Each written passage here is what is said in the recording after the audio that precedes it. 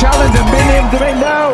It is Welsford on the line, and what a late finish and run by Gramai as well. Wa Total Energy umukinnyi umwe wa Eserome Prete ku mukinnyi umwe w'ikipe ya Eritrean ndetse n'umukinnyi w'ikipe ya Astana kugeza ubu ngubu bakaba aribo bakinyero batandatu bari imbere cyangwa se abakinnyi bayoboye tete de la course bayoboye iri siganwa muri rusange akaba rero aribo bakinnyi bari imbere.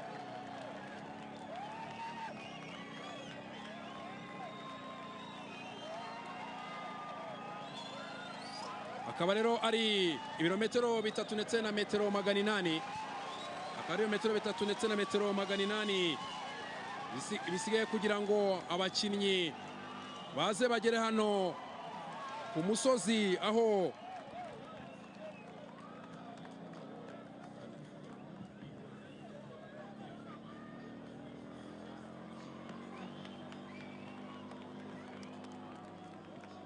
hanyuma rero tukaba abakinnyi bakaba bamaze kuva mu mapave ni ibirometero 3 ndetse na metero 500 bakaba bamaze kugera ariya kuri 40. Ese niwe mukinnyi uza kugera hano ku murongo ari uwa mbere? Abakinnyi batatu bari imbere bafite Cheza, abacheza inyuma nabo bagera kuri batatu, abacheza nabo bagera kuri batatu.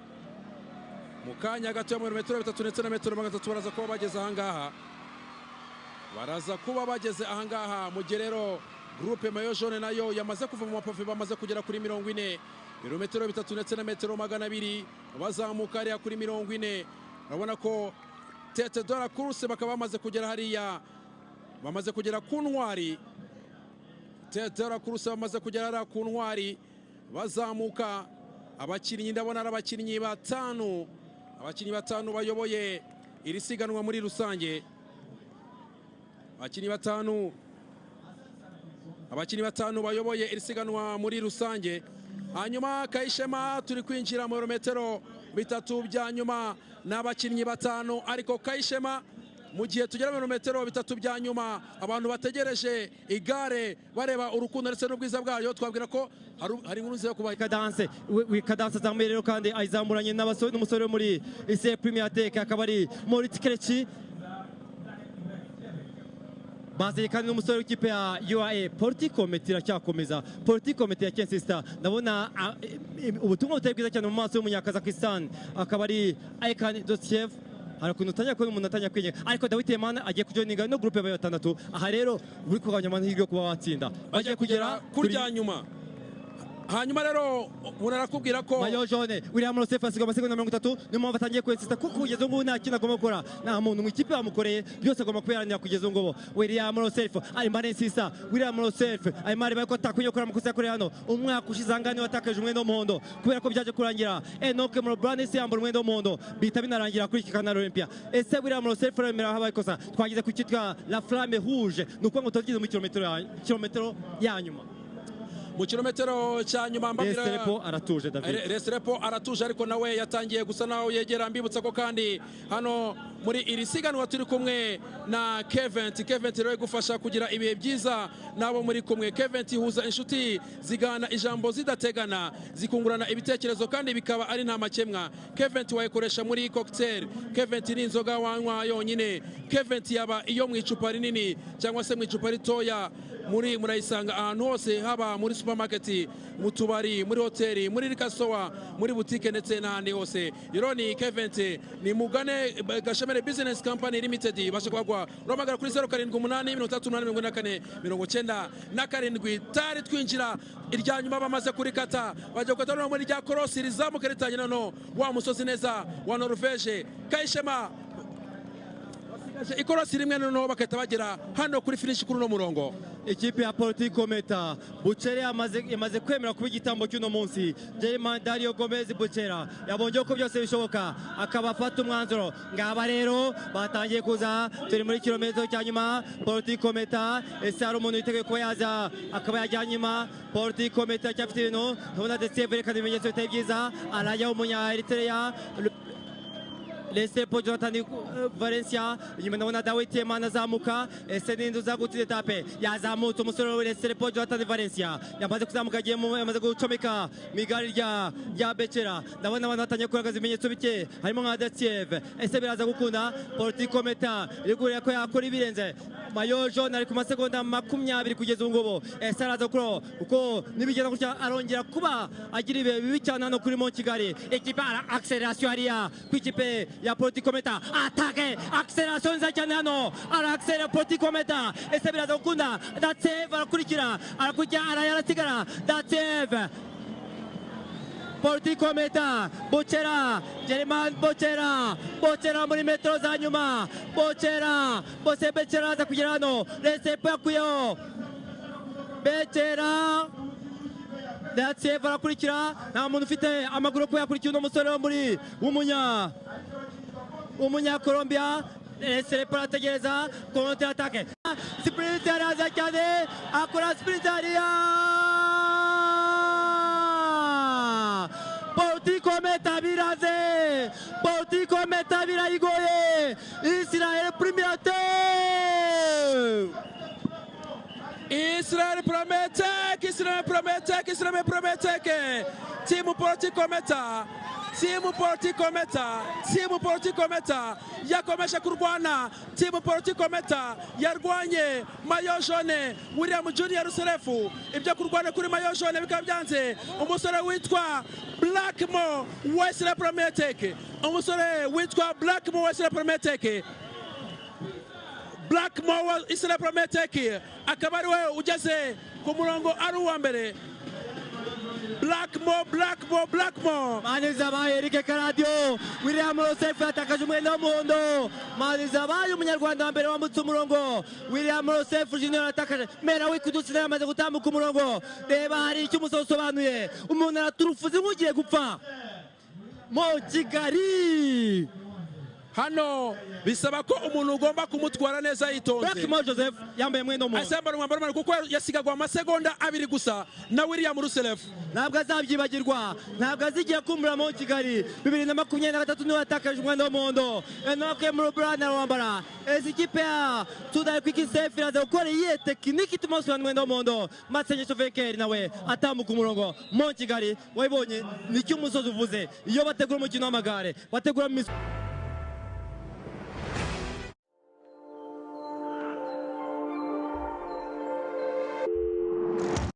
I'm going to talk about the name I was talking the whole tour about. A young Eritrean rider, number 163, the same name, the best of the best in the young riders today, Akil Alfayen. Congratulations, Akil Alfayen.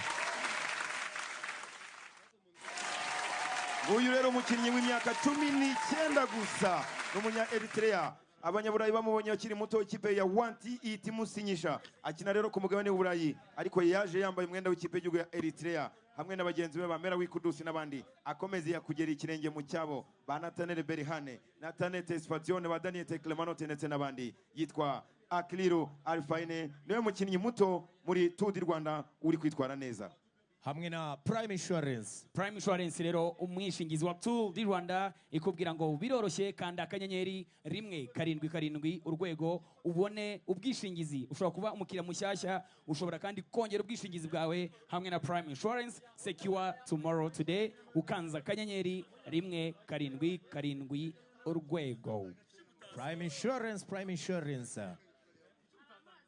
I'm so sure that this young Eritrean rider will always dream about Prime Insurance as they award the best young rider. And of course, he's been taking these jerseys stage after stage. Congratulations, Akil Alfain of the Eritrean national team. Yes, Prime Insurance rero ikubwira iko ikorera mu mujyi hariya kuri Chic cyangwa se Mixory urakanda kanyenyeri 177 urwego ukoresha services zose ubona ubwishingizi umenye ibitaro umenye amagaraje dukorana na Prime Insurance secure tomorrow today. Arazimbere mu banyafrika bakomeje kwitwara neza ku myaka 26 yavukiye mu gihugu cya Eritrea ariko akina ikipe ya Bikehead amazemo imyaka 4 Bikehead ikipe imaze imyaka irenga 10 yitabira Tour du Rwanda.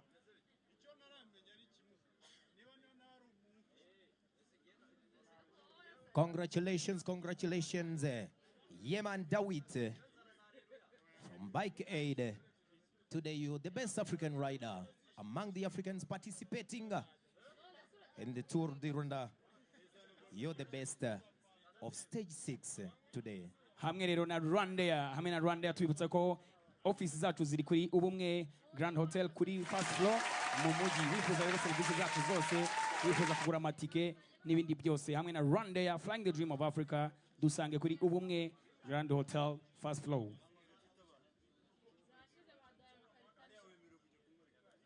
Congratulations, the Eritrean rider plying his trade in Germany with Bike Aid. The best African rider after stage 6, 93 kilometers. Mbere yuko bahaguruka rero muri etape ya gatandatu akaba yari ku mwanya wa 12 gusa, asigwaho umunota umwe n'amasegonda 32 ku rutonde rusange. Dawit Yeman. We call upon the best of the best, but this time the young one among the Africans playing today. Jersey 163, the same name. Congratulations to Akil Alfine.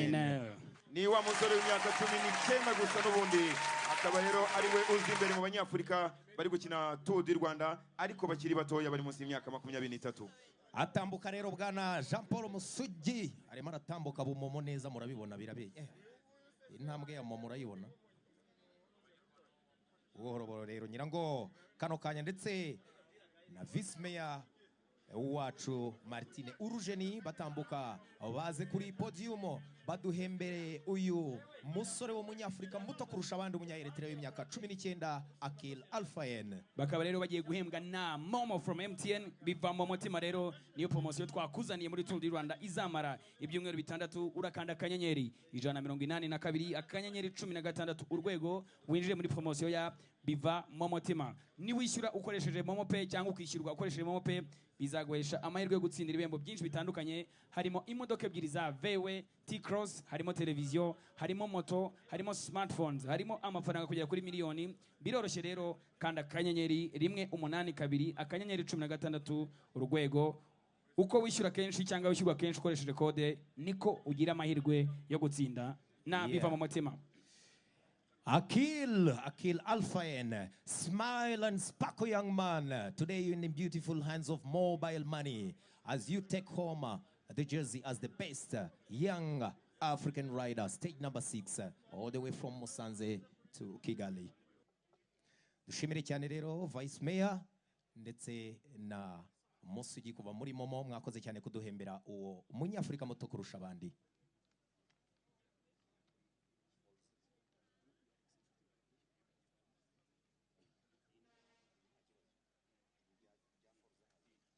Next up is Folza.